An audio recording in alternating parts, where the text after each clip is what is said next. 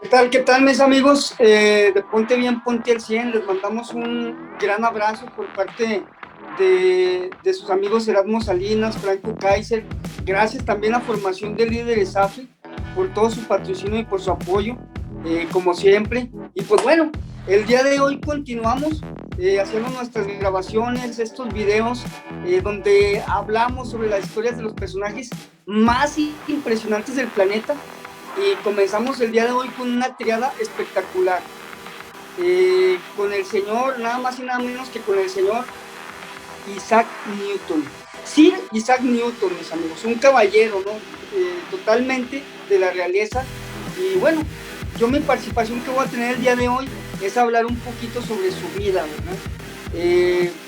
Yo no había profundizado mucho sobre la vida de este señor, ¿no? O sea, salvo yo creo que lo que la mayoría de las personas saben, que fue quien descubrió la ley de la gravitación universal. Pero sin embargo, ya investigando, leyendo, viendo algunos documentales, me llama mucho la atención, ¿no? Sobre todo el carácter de esta persona, su temperamento, ¿no? Sir Isaac Newton era una persona muy reservada, cabrón. Era una persona que inclusive se aislaba durante años, le gustaba trabajar en soledad. Era una persona que tenía una excesiva confianza en sí mismo, así lo han catalogado algunos historiadores, algunos expertos, y le molestaba sobremanera, cabrón, cuando alguien lo criticaba, ¿no? Cuando alguien ponía en jaque sus trabajos, sus descubrimientos, sus hallazgos, se resentía tremendamente, ¿no? De hecho, hay una anécdota que identifiqué en algunos de los documentales, donde tenía una rivalidad muy tremenda con Robert Hooke, un científico también verdaderamente notable, que descubrió y que postuló la ley de Hooke. Pero tenía una rivalidad muy cabrona, ¿no? Porque en cierta ocasión Hooke lo pone en jaque y decía que él fue quien había descubierto antes que Newton los principios sobre la ley de la gravitación, ¿no? O sea, él estaba diciendo que el descubrimiento era suyo.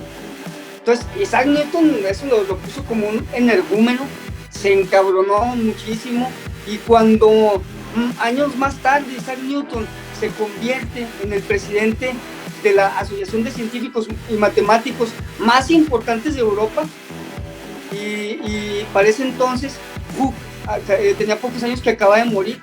Isaac Newton, todo resentido, fíjate, borró todo el rastro de Hooke. De hecho, no existe un retrato de Robert Hooke hasta la fecha. Se encargó de borrarlo por completo, ¿no? Por su mismo resentimiento, ¿verdad? Yo creo que muchísimas cosas que hay que hacer notar de Isaac Newton. Todos lo conocemos por la ley de gravitación, por ser un excepcional matemático, físico, ¿no? Pero también era una persona que le interesaba mucho la alquimia, algunas ciencias ocultas, cabrón. Y esto no se supo hasta muchísimos años después, ¿no? Considerado también una persona de un carácter muy, muy especial, hasta cierto punto hasta neurótico. A veces le llegaban a dar algunas crisis de ansiedad que era lo que lo orillaban a aislarse de la sociedad. O sea, se resentía, no quería saber nada del mundo y se aislaba a trabajar en sus proyectos. Mira, no, esto es un poco de la vida del señor Isaac Newton, de cómo vivía él, cómo percibía el mundo. ¿Qué nos puedes compartir ahora tú sobre este señor excepcional? Bien, bueno, recordando que todas las emisiones que tenemos pues van enfocadas a resaltar la grandeza, ¿no?, del espíritu humano, y nos apalancamos en estos grandes personajes. Por lo tanto, pues, a pesar de que seguramente que tiene una parte oscura en su vida, pues yo no voy a hablar de ella. Voy a hablar de lo que nos interesa, de lo que nos pone bien, de lo que nos pone al 100. Sir Isaac Newton trabajaba, como tú lo dices, como nadie, así de ese tamaño. Trabajaba sin dormir, sin comer y en soledad. Parecía una verdadera máquina de trabajo. un gran físico, un gran matemático que desarrolla la ley de la gravitación universal, que sienta las bases para el cálculo matemático, para las leyes de la mecánica clásica y también de la dinámica del movimiento. Lo mismo que para el cálculo infinitesimal. Bueno, es una verdadera mente maestra en la historia. Muchos, y si no es que todos prácticamente lo consideran la mente más privilegiada de todos los tiempos en el ambiente de la ciencia. También fue un inventor, nada menos él desarrolló en el campo de la óptica trabajos trascendentales, con la invención de un modelo de telescopio reflector que hasta la fecha sigue utilizándose. Lo mencionaste hace un momento, hizo trabajos, estudios, investigaciones, aportaciones o intentos en el terreno de la alquimia que finalmente después contribuyeron para también algunos de sus logros científicos. En el ambiente de la alquimia, él se proponía, como la mayoría de los alquimistas, él se proponía encontrar una sustancia mágica que convirtiera el metal en oro, lo cual obviamente no logró, no consiguió, y también se proponía hallar la fórmula para la eterna juventud, que naturalmente igual no consiguió desarrollarse. Pero hay muchísimas otras cosas que, por supuesto, que logró, que trascendieron y que lo ponen como el jerarca, como el número uno en el campo de la ciencia universal. Sus estudios en teología también son conocidos, nada menos agárrense, porque el señor Isaac Newton pronosticó, basado en sus estudios teológicos, pronosticó el fin del mundo para el año 2060. Así que aguas, cabrón. Si todavía andamos por acá, ya lo desmentiremos o estaremos corroborándolo. Ojalá que sí estemos y que lo desmintamos, ¿verdad? Bueno, Isaac Newton, fíjate, un dato curioso, nace en el año en el que muere Galileo Galilei, que también fue otro científico sumamente renombrado. Me pareció un dato pues interesante, ¿no? Así como tomar la estafeta, güey, como si el universo se encargara de darle el relevo a este Isaac Newton de manos de Galileo Galilei. Lo repito, fue el científico calificado como el más grande de todos los tiempos, a pesar de vivir una infancia complicada, una infancia difícil y nada favorecedora para convertirse en lo que se convirtió y que es lo que nosotros siempre queremos destacar, el potencial humano. Solo fíjate, un dato también, pues que a mí no me gusta, porque no es característico de nuestro movimiento, pero dicen que solamente una vez lo vieron sonreír, cabrón, ¿verdad?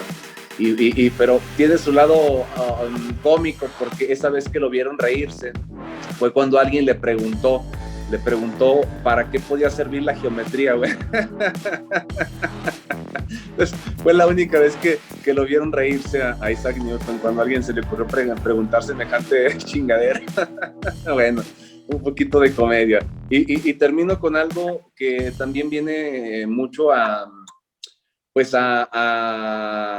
al caso, cabrón, con lo que es nuestro movimiento. Ponte bien, ponte al 100, de que no estamos solos, de que siempre nos podemos apalancar, de que siempre hay elementos para salir adelante.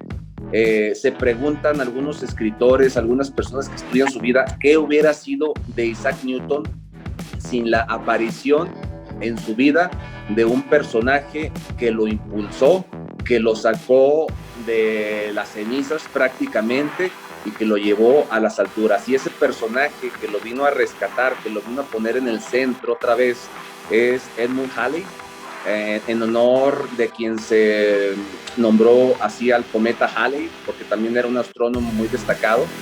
Edmund Halley sacó, repito, del olvido a Sir Isaac Newton, que estaba cerca de 10 años ya en el aislamiento, retirado de la sociedad, y fue una pieza fundamental para la publicación de sus más importantes hallazgos, y con ello, con esa intervención que lo llevó a que se publicaran los más grandes hallazgos de Isaac Newton, con eso lo puso de vuelta en la jugada y lo llevó a la trascendencia total.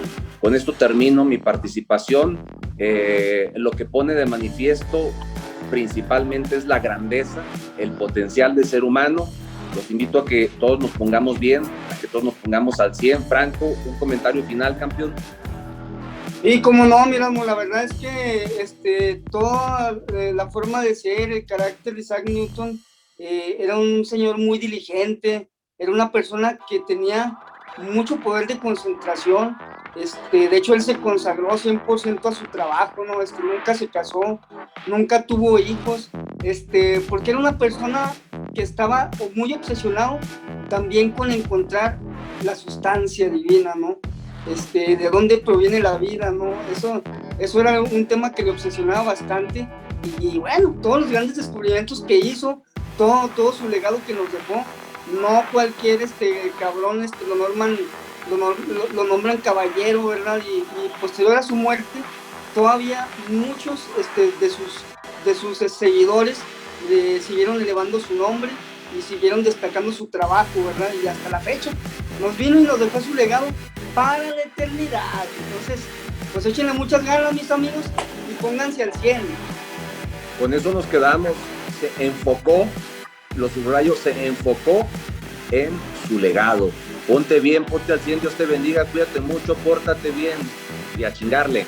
Ánimo.